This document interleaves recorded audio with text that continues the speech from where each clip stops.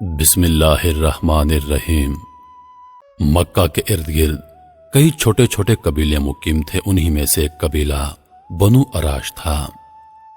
ایک شخص جو کہ بنو اراش قبیلے سے تعلق رکھتا تھا، اس کے پاس کوئی مستقل روزگار نہ تھا اور نہ ہی وہ اعلیٰ درجے کا کوئی تاجر تھا۔ تاہم اس دور میں چونکہ تجارت کا پیشہ خاصا اہم ہوا کرتا تھا، لہذا اس نے بھی ویسا ہی کیا۔ وہ اپنے پاس موجود رقم کے مطابق اپنے قبیلے سے ایک مویشی خریدتا اور مکہ چونکہ بڑے بڑے سردار وہاں موجود تھے تو انہیں لا کر بیچ دیا کرتا اور اپنی قیمت خرید سے کچھ پیسے اضافی کما کر منافع حاصل کر لیتا۔ یہ کام اس کا معمول بن چکا تھا۔ وہ اکثر جانور مکہ کے بازار میں لا کر بیچتا۔ کسی بدبخت نے اس سے یہ بھی کہہ رکھا تھا کہ نعوذ باللہ، یہاں پر ایک جادوگر ہے، بس تم اس کے بہکاووں سے بچ کر رہنا۔ اس نے نبوت کا دعویٰ کیا ہے۔ اب اس تاجر کے لیے یہ جگہ نہیں تھی، اس لیے اس نے اس بتانے والے شخص کا یقین کر لیا اور مزید کوئی سوال نہ کیا۔ ایک دن وہ تاجر اپنے ہمراہ 2 بہترین اونٹ فروخت کے لیے لایا، لیکن اس کی بدقسمتی کہ اس دن اس سے وہ اونٹ ابو جہل نے خرید لیے اور جب قیمت ادا کرنے کی باری آئی تو کہنے لگا، کل میرے گھر آ کر پیسے وصول کر لینا۔ تاجر نے کہا، میں آپ کا گھر کہاں تلاش کروں گا؟ ابو جہل نے اسے اپنے گھر کا راستہ سمجھا دیا۔ خیر، وہ بیچارہ مرتا کیا نہ کرتا۔ ابو جہل کی ظالمانہ سرداری کا کچھ علم تو تھا ہی، اس لیے اس نے زیادہ زور نہیں دیا اور اگلے روز قیمت لینے پر راضی ہو گیا۔ مکہ میں اس تاجر کا کوئی نہ تھا، نہ کوئی گھر، نہ ٹھکانہ۔ رات اس نے گلیوں میں گزار دی۔ اگلی صبح وہ ابو جہل کے گھر پہنچا۔ دروازے پر دستک دی۔ ابو جہل باہر آیا۔ اسے دیکھ کر اس شخص نے اپنی قیمت کا تقاضا کیا تو کہنے لگا، ابھی میرے پاس پیسے نہیں، تم کل آ جانا۔ وہ تاجر بہت مایوس ہو کر آ گیا۔ اگلے روز بھی ایسا ہی ہوا۔ خیر، 3 دنوں تک وہ ابو جہل کے دروازے پر جاتا رہا، لیکن ابو جہل نے اس کی قیمت ادا نہیں کی۔ اسی طرح 3 دن گزر گئے۔ چوتھے روز وہ ابو جہل کے دروازے پر گیا اور بات کو ذرا زور دے کر کہا، جناب، میں 3 دن سے بھوکا ہوں اور گلیوں میں راتیں بسر کر رہا ہوں۔ میں یہاں پر بیگانہ ہوں، میرا یہاں پر اپنا کوئی نہیں، میرے پاس واپسی کا ذریعہ بھی نہیں۔ مہربانی فرمائیے اور میرے جانوروں کی قیمت مجھے دے دیں۔ ابو جہل جو تھا ہی بے ایمان، دل کی بات زبان پر لے ہی آیا۔ کہنے لگا، چل دفع ہو جا یہاں سے، میں تمہیں تمہارے پیسے نہیں دوں گا، جس سے ملے لے لینا۔ وہ تاجر تو جیسے حواس باختہ ہو گیا۔ 3 دن کے مسلسل انتظار اور بھوکے پیٹ کے ساتھ اس کی محنت کے پیسوں کی ادائیگی سے اس کو کوڑا جواب مل گیا۔ اس کی سمجھ میں نہیں آ رہا تھا کہ میں کیا کروں۔ آس پاس کے لوگوں سے پوچھنے لگا، کوئی مجھے بتا دو کہ مکہ کے سرداران کہاں ملیں گے تاکہ میں ان سے شکایت کروں، شاید وہ میری مدد کریں۔ اسے بتایا گیا کہ خانہ کعبہ میں چلے جاؤ، مکہ کے سب سردار وہیں پر موجود ہوں گے۔ وہ پوچھتا پوچھتا خانہ کعبہ کے پاس آ گیا۔ وہ تاجر کہتا ہے کہ میں حرم شریف میں داخل ہوا تو دیکھا کہ ایک ٹولی میں ابو سفیان، عتبہ اور شیبہ اور دیگر سردار بیٹھے ہیں۔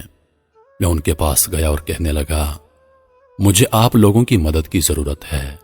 میں پردیسی ہوں، یہاں جانور فروخت کرنے آیا تھا، لیکن ایک شخص نے مجھ سے جانور تو لے لیے مگر اب میرے پیسے نہیں دیتا۔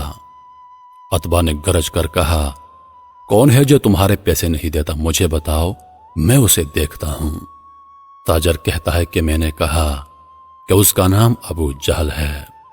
وہ سب خاموش ہو گئے، ان کی گردنیں جھک گئیں اور کہنے لگے، تم بہت برے آدمی کے ہاں پھنس گئے ہو، ہم کچھ بھی نہیں کر سکتے کیونکہ وہ ہم سے بھی زیادہ طاقتور سردار ہے۔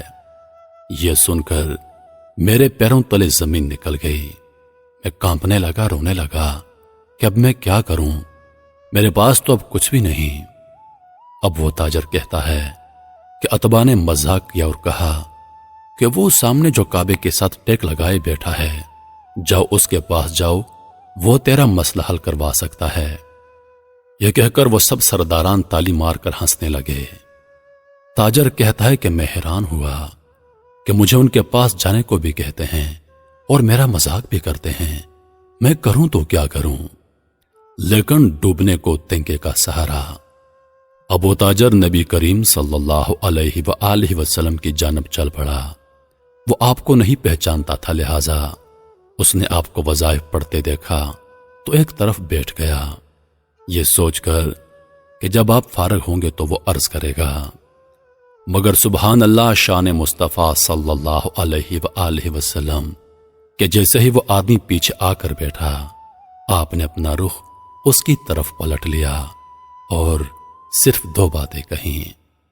فرمایا، پردیسی لگتے ہو اور پریشان معلوم ہوتے ہو۔ وہ تاجر کہتا ہے کہ مجھے ایسا لگا کہ جیسے مجھے میری بچھڑی ماں مل گئی ہو۔ ان کی شفقت اور پیار دیکھ کر میرے آنکھوں سے آنسوں کی لڑیاں بہہ نکلیں۔ جیسے ہی میری آنکھوں سے آنسو نکلے، نبی پاک صلی اللہ علیہ وآلہ وسلم نے نہ میرا نام پوچھا نہ کام، بلکہ میرے کندھے پر تھپکی دی اور فرمایا، فکر نہ کر، تو جیسے کہے گا تیرا کام ہو جائے گا۔ حضور صلی اللہ علیہ وآلہ وسلم نے میرا بازو تھاما اور مجھے گھر لے آئے، ایک ٹوٹی چٹائی پر مجھے بٹھا دیا اور میرے لیے اپنے مبارک ہاتھوں سے ایک پیالے میں کھجوریں اور دودھ پیش کیا۔ میں 3 دن کا بھوکا تھا، میں نے پیٹ بھر کر کھانا کھایا۔ جب کھا چکا تو مجھ سے فرمانے لگے، اب مجھے بتاؤ تمہارا مسئلہ کیا ہے؟ میں نے سارا ماجرا بیان کر ڈالا۔ وہ فرمانے لگے، فکر مت کرو، وہ خود تمہارے پیسے دے گا۔ مجھے اپنے ہمراہ لیا اور ابو جہل کے دروازے پر پہنچے۔ دستک دی، دروازہ کھلا، سامنے ابو جہل تھا۔ اسی لمحے میں نے اپنے پیارے محبوب صلی اللہ علیہ وآلہ وسلم کی جھکی ہوئی نظروں کو اٹھتے ہوئے دیکھا۔ ابو جہل سامنے کھڑا تھا اور نبی کریم صلی اللہ علیہ وآلہ وسلم نے بس ایک جملہ ادا کیا، مگر اس جملے میں کیا طاقت تھی کہ ابو جہل لرز گیا۔ حضور نے فرمایا، ابو جہل، تیرا کیا خیال ہے کہ پیسے دبانے والے اور لوگوں کو ستانے والے بڑے سردار ہوتے ہیں؟ غریبوں کا خون چوس کر سردار بنے گا۔ لاؤ جلدی اس کے پیسے لوٹاؤ۔ ابو جہل کی ٹانگیں کانپنے لگیں اور کہنے لگا، جی میں ابھی اس کے پیسے دیتا ہوں۔ اس کے اونٹوں کی قیمت ابو جہل نے ادا کی اور یہ واقعہ اس تاجر کی نبی کریم صلی اللہ علیہ وآلہ وسلم کی ملاقات کا سبب بنا، جس کو کہ نبی کریم صلی اللہ علیہ وآلہ وسلم کے بارے میں غلط بیانی کر کے بدظن کر دیا گیا تھا۔